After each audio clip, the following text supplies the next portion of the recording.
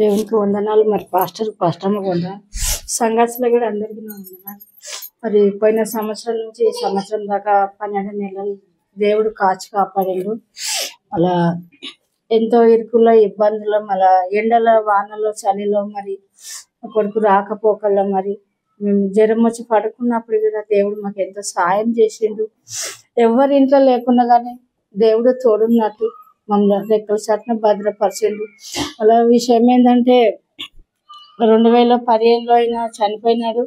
అప్పుడు నేను చాలా ఎండిన ఎముకలకు జీవం పోసిన దేవుడు అన్నట్టు నేను అందరూ చనిపోతే అనుకున్నారు, కానీ నేను బ్రతికిన.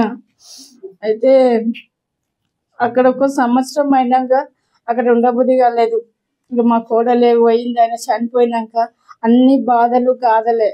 ఏంది ఈ పరిస్థితి అని చెప్పి ఆయన ఉన్నప్పుడు ఎట్లున్నాము ఏం కథ, నాకు ఈ జీవితం వద్దు, నేను చనిపోవాలి అనుకున్నా.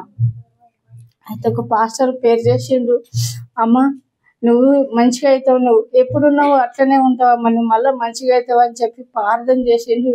మొత్తం నా కన్నీరు కారిపోతుంది.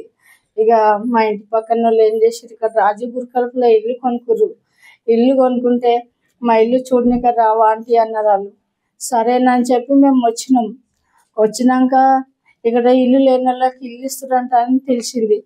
సరే మరి 30 రూపాయలు ఎవరైనా కిరాయి కట్టుకున్నారా? మేము 30 రూపాయలు కిరాయి 30 ఏళ్ళ సంది కట్టినాం. 3 ఏళ్ళ కిరాయి 3,000 కిరాయితోటి ఇక్కడ వచ్చినాం మేము. అయితే ఇసుకిపోయింది ప్రాణం జీవితంలో. అక్కడ ఉండడానికి పిల్లగాడు పని చేయలేక ఆడొక్కొక్కడు బాధపడేవాడు. నేను చేసిన డబ్బులను ఎట్లుంటుండమ్మా, కిరాయికి పోతున్నాయి బాధపడేవాడు. సరేలే అని చెప్పి వచ్చినాక ఇక బాలమని నెలని తెచ్చుకున్నాం. ఇట్లా ఇస్తారంట కదా అంటే ఇక సరే ఆధార్ కార్డు 2 ఫోటోలు 200 ఇవ్వమంటే సరే అని ఆయనకు ఫోన్ చేసి తెచ్చిచ్చినాక ఇంకా మళ్ళీ తెల్లారి వస్తే ఇంకా రూమ్ చూపించిండు. రూమ్ చూపించినాక ఇంకా పతనగర్కి వెళ్ళి రావాలా చేయాలంటే మీకు ఉంటేనే ఇల్లు లేకుంటే లేదంటారు. ఉంటేనే ఇల్లు లేకుంటే లేదంటే సరేనని చెప్పి మా గణేష్ని ఇక్కడ తీసుకురానికే 3 నెలలు పట్టింది. తీసుకుపోయి అడవిలో పెడతాడు పన్ను దొరకాయి ఏం దొరకాయి అన్నాడు. సరే 3 నెలలు 3,000 కిరాయి కట్టినాం. ఇక లాస్ట్ బక్రీద్ పండుగ రోజు వాళ్ళు కాల్ చేస్తారు, ఇక మేము కూడా కాల్ చేసినాం. ఇక చేసినాక ఆ రోజు ఇక్కడికి వచ్చినాం. దేవుని కృప వల్ల మరి ఆత్మీయ తల్లిదండ్రులు మరి ఇక ఫాస్టర్ అన్నం కానీ తోబుట్టులాగా మరదలు తమ్ముడు మమ్మీ డాడీలు అందరూ మంచి కుటుంబం ఇచ్చినారు. ఏ బాధల్లో గాథల్లో అయినా తోడు నీడ ఉంటారు.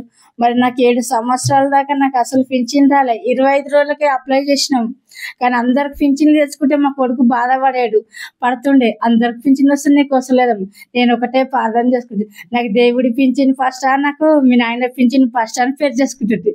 నాకు దేవుడి పింఛనే ఫస్ట్ వచ్చింది. మరి భావనమ్మకు దీవెన కలుగునాక మరి లత మరి కవితమ్మ కూడా సాయం చేసిర్రు. అమ్మ ఈసారి నువ్వు అక్కడికి వెళ్ళకుంటే అది ఏది పొందుకోలేవమ్మా, నువ్వు ఈ టైంకి అక్కడికి వెళ్ళండి అమ్మ మీరు అని చెప్పిర్రు. మరి పాస్టర్ అమ్మ గిట్ట మేలు చేసింది. ఇక నాకు ఆ పింఛన్ వచ్చినా కానీ నీకు పర్వాలేదమ్మా అని చెప్పింది. నాకు 1 సంవత్సరం ఈ పింఛన్ వచ్చినాక నెలకు 1 సంవత్సరంకి ఆ పింఛన్ వచ్చింది. నాకు దేవుడు నాకు 2 పింఛన్లు కూడా సాయం చేసిండు. ఇక్కడ వచ్చినందుకు మళ్ళీ ఇల్లు కూడా సాయం చేసిండు. మరి త్వరలోనే మా కోడలు గిట్ట రావాలని కోరుకుంటున్నా పిల్లలతో. మరి అక్కడ వచ్చిపోతుందంట. దేవుని కృప బట్టి మరి అందరు పేరు చేయండి జరా. కొత్త సంవత్సరం 25వ సంవత్సరంలో వస్తుందో ఏమో అనుకుంటున్నా. మా గణేష్ గారు అంటున్నా అల్లిలో మాటలు ఇనిపోయిందేమమ్మా, మళ్ళీ ఆమెనే రావాలనుకుంటుందేమో రాని వెళ్ళకూడదమ్మా. వస్తే పెద్దగా ఉంటూ కొడుకు రాత్రి ఫోటోలో చూపిస్తే అమ్మ ఇంత పెద్దగా ఉండాలి, నాకు గుండె ఇట్లా అయిపోయినది. ఎంతసేపు నిద్రనే రాలేదు, అమ్మ ఇంత పెద్దగా ఉంటాను కొడుకు అన్న స్తోత్రం. మరి 2 రోజులు అయితే 25వ సంవత్సరంలో వెళ్ళిపోతాం. అందరికి హ్యాపీ న్యూ ఇయర్. మమ్మీ డాడీకి అందరికి స్తోత్రం కలిగినాక.